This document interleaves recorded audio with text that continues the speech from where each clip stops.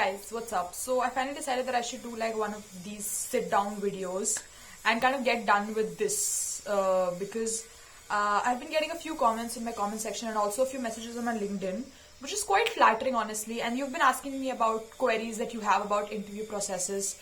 So if I'm being very honest, I actually didn't want to film a video like this because for some reason it just gives me like imposter syndrome. Kyunki it's not like I have achieved so much in my life or I am like this some top and who knows everything. I'm just 2 years ahead of you in this MBA journey, and that is all. So this would be a nice way to tell you that you shouldn't take my opinions as facts. You shouldn't be like, okay, this random chick on YouTube told me that, okay, these are the things that work in an interview, so I'll just stick to that, even if it is not something that your personal strategy co-aligns with. So yeah, you should just, kind of listen, and if it resonates with you, then you should, kind of put it to your use, and if not, then it's fine. You can just sign off from this video. I will just start. I have actually made quite a lot of points that I want to tell. Let's get started. So I am a fresher. I'll just tell you about my background first. I actually did my bachelor's from Navyog Kanya Mahavidyalaya, which is affiliated from Lucknow University, and my subjects were economics, maths and English. So it was a Bachelor of Arts UG ka degree. So I'll just start with whatever I've noted. So first is HR questions. So HR questions are like the questions that you can prepare beforehand. Not like you can, but you should prepare the HR questions beforehand. HR questions are like, tell me something about yourself, what are your weaknesses, what are your strengths, what is your favorite subject, and this and that. I will put a few links in my description box. You can check all the HR questions that can be asked in an interview, especially an MBA interview.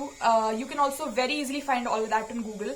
And I would really suggest you to make a copy that is like a register that includes everything, like a crash course for your interview. That is what at least I did. I made a register which used to include all the HR questions for starters and my answers for the same. And मैंने वो पूरा रट लिया था. And obviously जब आप बोल रहे हो उसको तो आप ऐसे sound ना करना जैसे आपने रटा हुआ है. But you know the main key points that you have to include in every HR questions. Like if I'm talking about my weakness, then I know all the 3 weaknesses that I can say. So if anybody forms different questions which kind of has the key phrase weakness to it, I can formulate my answer or update my answer based on those key points. So that's exactly what you should be doing. Whatever your UG subjects are and whatever subject you are choosing as your main subject or your honors or something that you want to emphasize and kind of tell the interview that this is the subject that I would like you to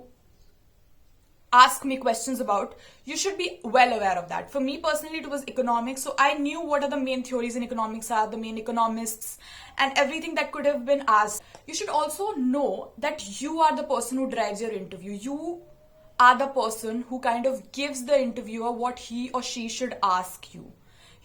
If you tell him or her that maths is something that you studied, and you don't know anything about maths, you've driven your interview the wrong way.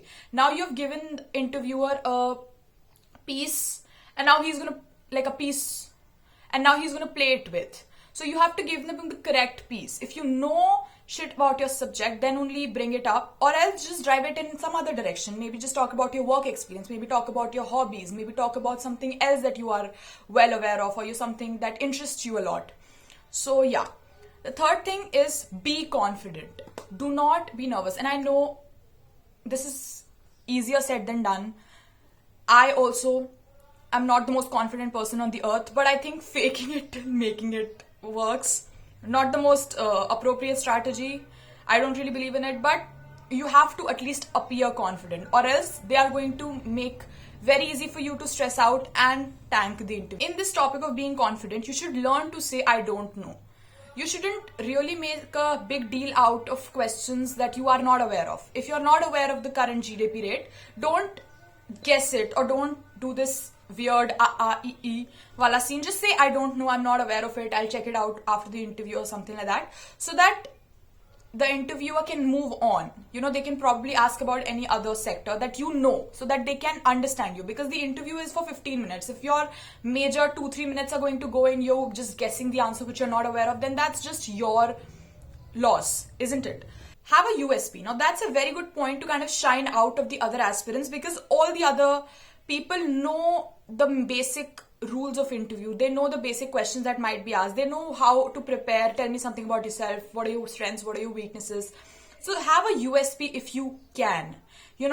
Something that they would remember, something that they can, kind of think when they think of you as a candidate. Google some facts about your town, about your birth town, and some major things that they can, start. Because before actually beginning the interview, they try to, kind of connect with the candidate to make him or her make you comfortable.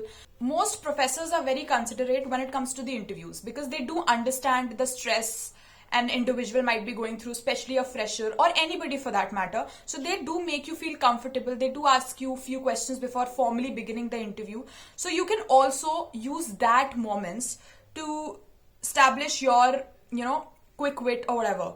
If they ask you anything about your town, anything fun about your birth town, or a fun fact about your state, or maybe a fun fact about you, or how you would like to, kind of introduce yourself apart from the conventional introduction.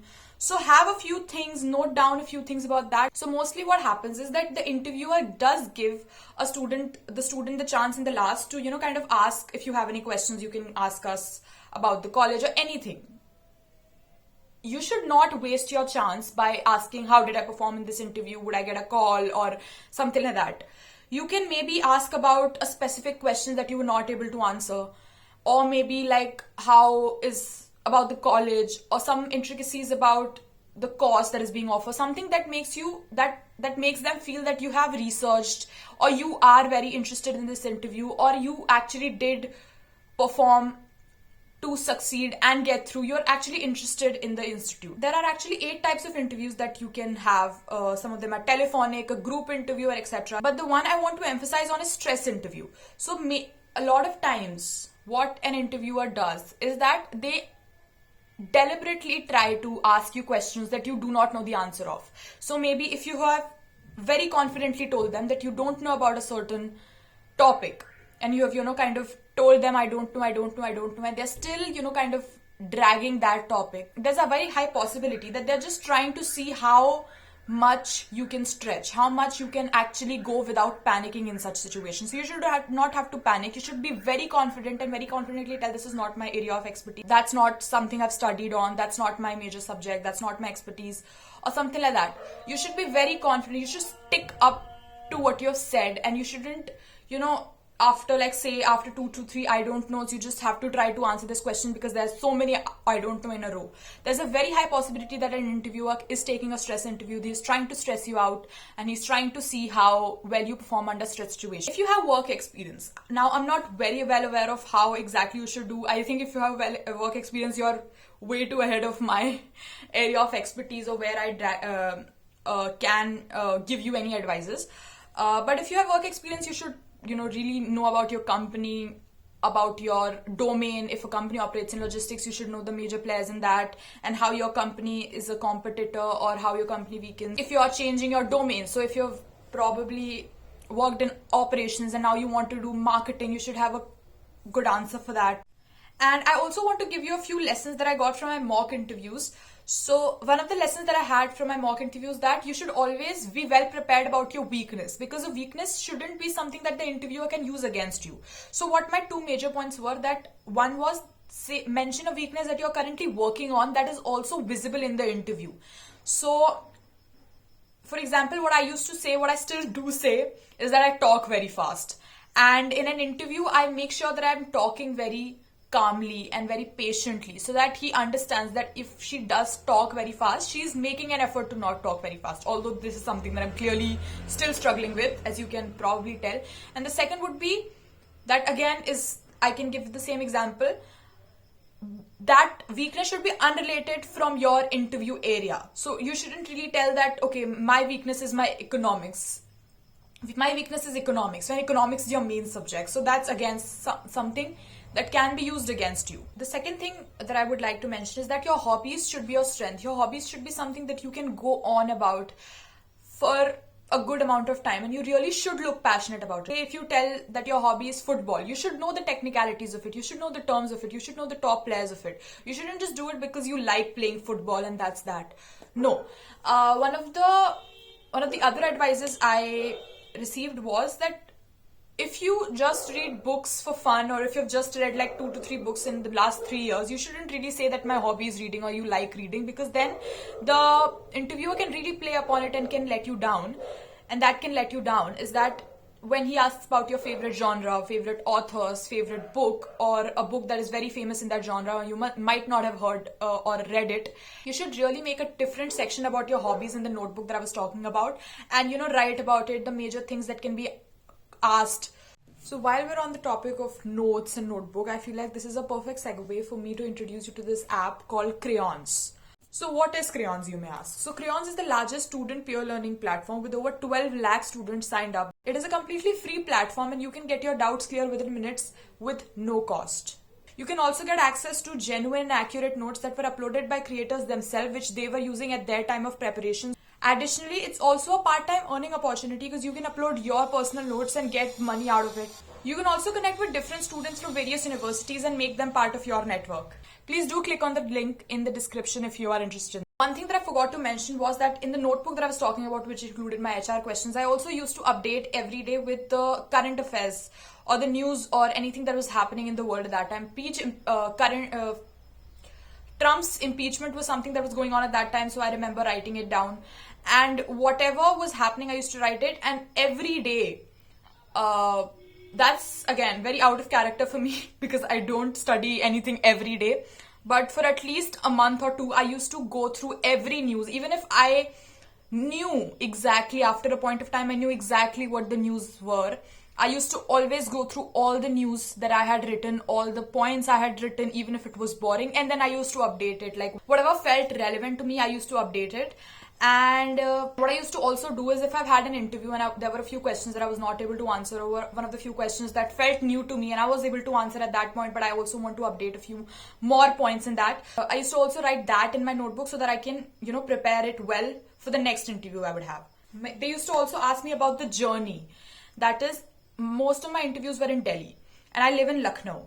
So a lot of interviews used to ask me about my journey. So how did I come? What was the distance, and something about train. There were a few interviews that also asked me about today's newspaper. So I would highly recommend you to kind of go through the editorial section or the front page of, say, a leading newspaper that day itself, and just see what exactly, if a certain question arises, at least 1 or 2 top headlines and the editorial section, so that if they ask you something about that, you have an idea about what to answer.